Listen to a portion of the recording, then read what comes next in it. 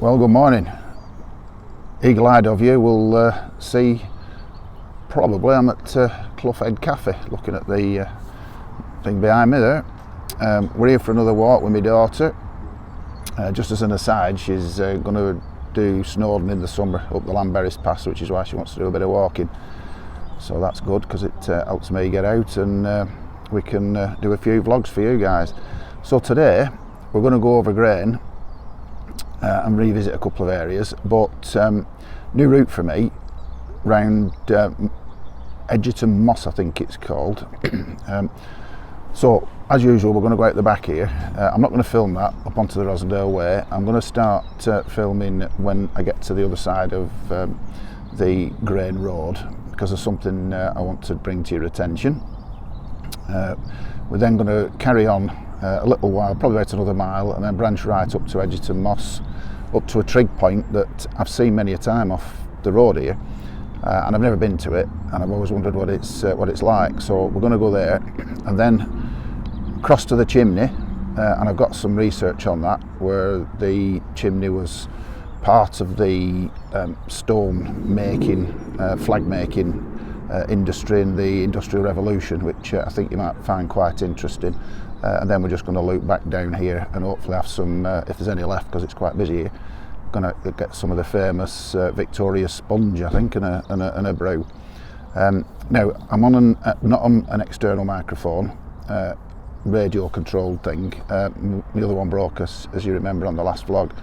I'm on a wired one, and the reason I'm on a wired one is I'm not just sure whether to get a GoPro or not, whether I'll get best use out of it. The thing I like about the gimbal is, you know, you can press a button and it'll take a photo, you can press a button, you can zoom in, front camera, back camera, and so on and so forth. Now I don't honestly know whether you can do that with a GoPro. Now, having said that, virtually every YouTuber, and I'm not profound to be a massive YouTuber or anything, but I'm going to consider getting one, and I don't know whether to do so because the gimbal's a pain in the butt when you're not filming, and it looks as though the GoPro is less so. If anybody looks at this and has or is using a GoPro, and you've any information you could give me, please pop it in the comments below. I'd welcome any feedback, just to assist me in the decision making process. So once my daughter arrives, we'll cart on up the back here, and in the meantime I'll put on screen the route we're going to do today.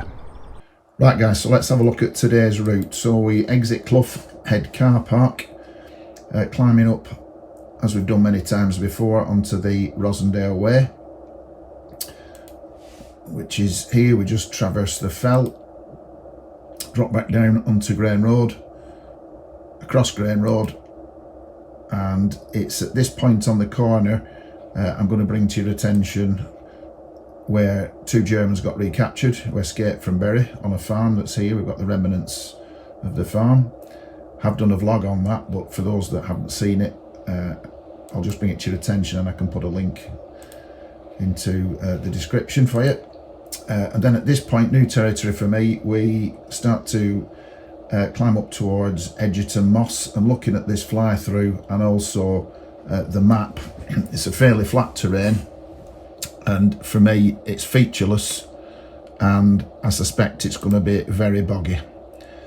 So we carry on then up to the trig point on the top of the hill, and then we start our route down to Musbury Heights. Now I don't know what this little thing is here. I couldn't get rid of it, but that's an anomaly. We don't go down there. So we carry on towards Musbury Heights here, which is the main focus, where the Chimney is, just over here, and I've got some information to give you on the heritage there. Then we slight descent down with great views of the reservoirs to side of Calf Hay Reservoir, and then through the woods back to the Clough Head Cafe, and hopefully where we'll have some Victoria sponge. So that's the route guys, hope you enjoy the trip. Right guys, we're over at Grane Road now, and just the first bit I wanted to show you relates to a couple of Germans that escaped from Bury, and I've done a vlog on this, so I'm not going to go into it in any great detail, but round about here, I'll spin you around. Sorry guys, I've had to take off my gimbal, it's got a mind of its own at the moment. Right, that's another reason I want to get a GoPro. So right here, if anybody doesn't know the area, Bury is right down there. So this here is a farm where two Jerrys were caught. As I say, I've done a vlog on it, but I just wanted to show you on this walk where it is, just in case somebody hasn't seen that other vlog. But all these fine buildings here, ruins, it's where they were found. I think it was 1942. If that isn't the case, I'll put it on the I'll show it on the vlog. But this is where a couple of Jerrys were recaptured after escaping from Bury. See lots of evidence around here of old farmhouses and the like, when this area was really fully occupied. We're going to end up over on top of there eventually. So we're just at the junction now, where if you look at my vlog about Old Andrew, we go down there. So this is new territory for me now. We're going up here, so we're relying on map reading now. So heading up towards Egerton Moss, I think. And as I suspect, this is just going to be absolute barren moorland for about a mile and a half to 2 miles, which is my favourite country. I have to say, I like woods and stuff like that. But it is needs must, I suppose, somewhat different. Now, these two stones here are flags, will become apparent later on in the vlog. Now, two things here, they look like a gatepost, don't they? So that says to me, back in day, this here must have been some sort of building when the people used to work here. But just know, these flags, when we get to the chimney, terrific. I'm having awful problems with my gimbal.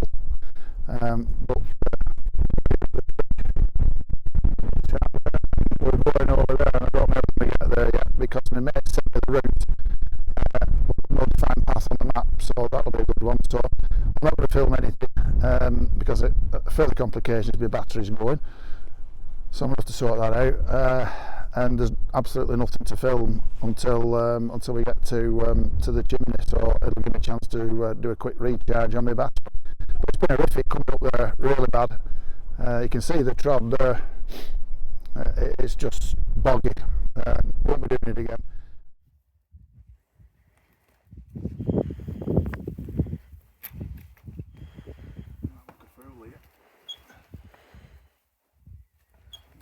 Bad, were you?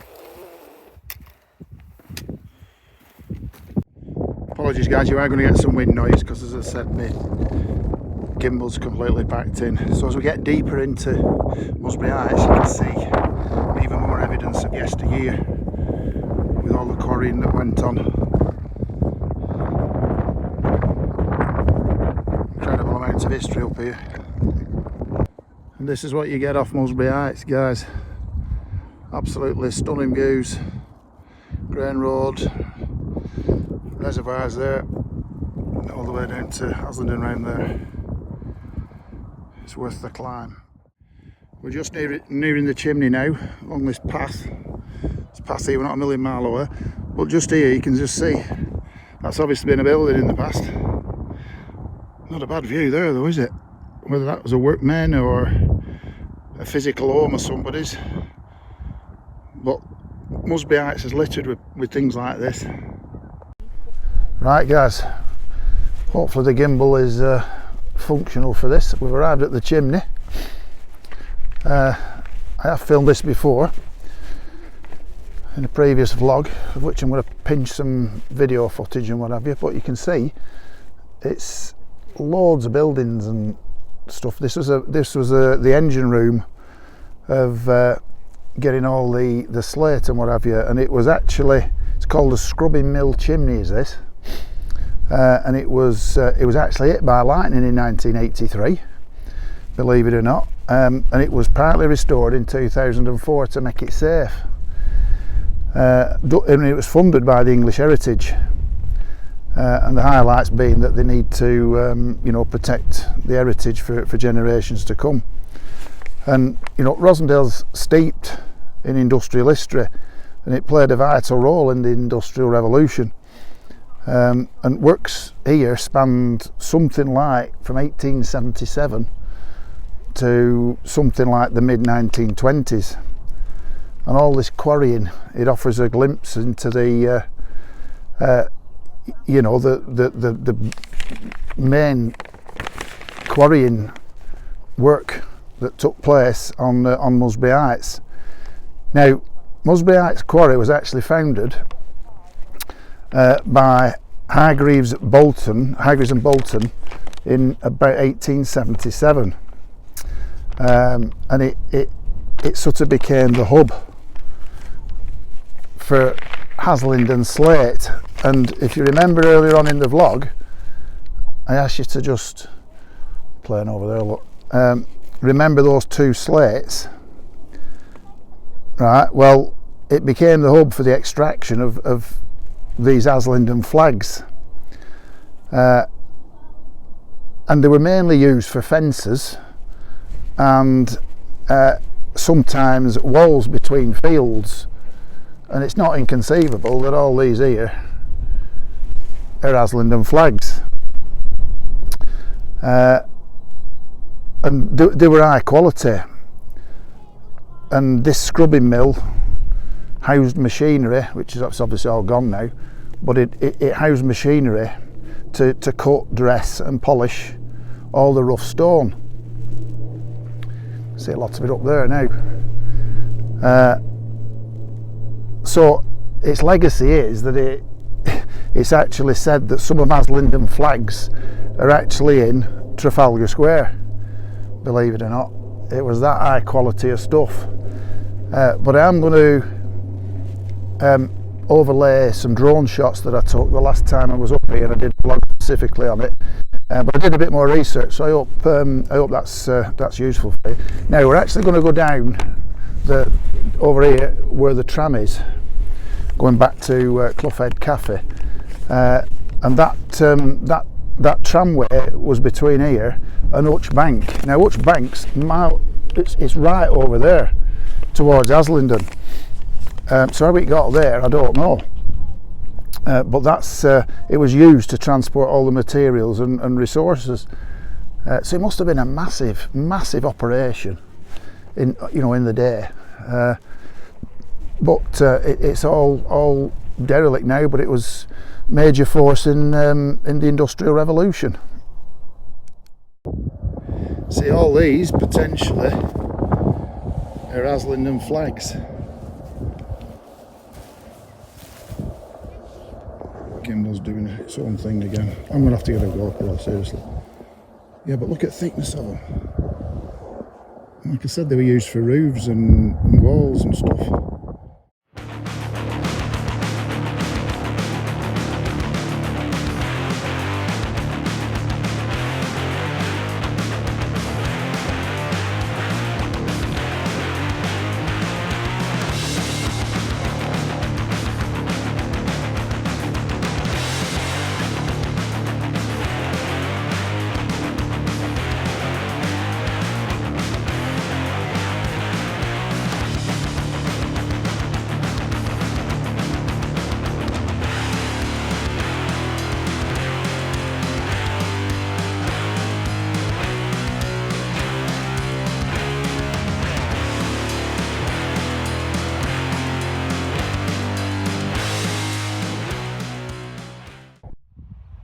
So you can see, just look at all slurry coming down from top of Musbury Heights there. Mount of stone. Just shows you the extent of the quarrying that took place. Look at it over here. Absolutely unbelievable amount of stone.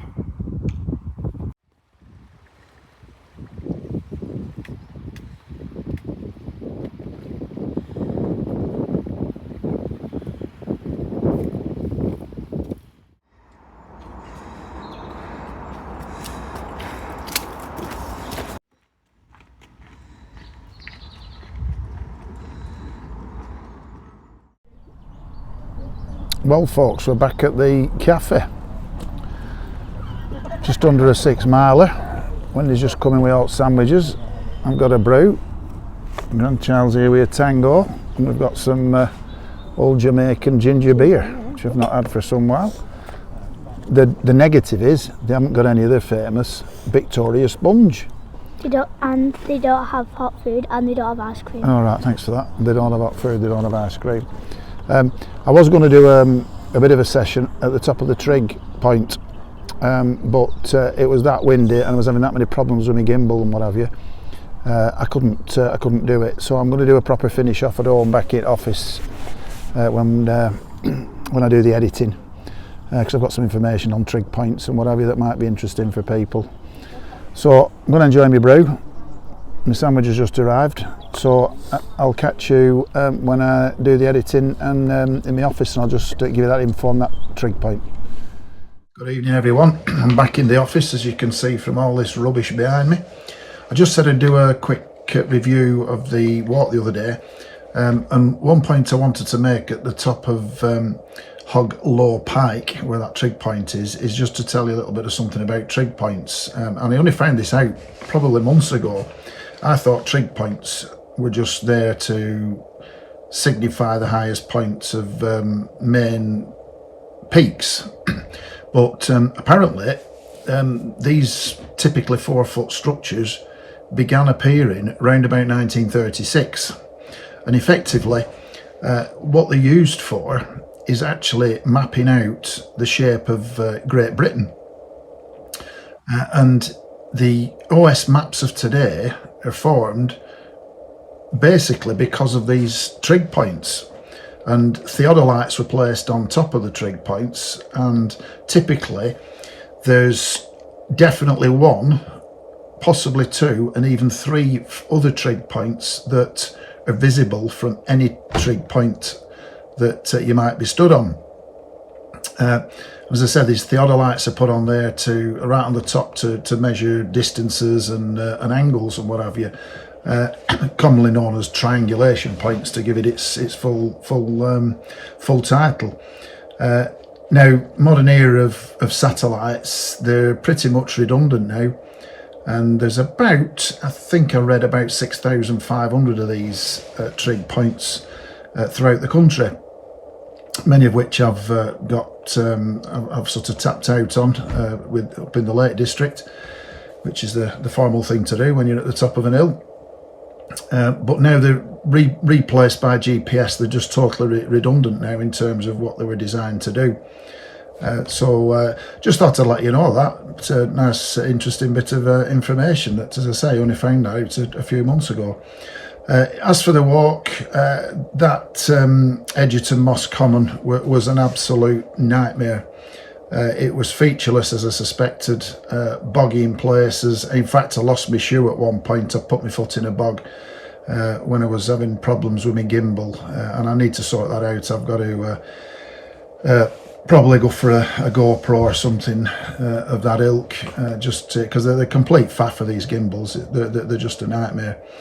But the main purpose really was to catch that trig point that I'd never been to, and also just to give you a bit more in-depth information about the heritage site of the Chimney on Musbury Heights, which I've done, and I've put an awful lot of links in the description.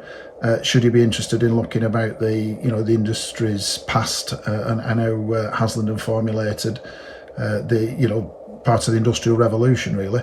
So I hope you enjoyed it. I've overlaid a couple of drone shots I took previously on other blogs, which I think you'll find of interest, and I will catch you on the next one. Hope you enjoy it. Cheers, guys.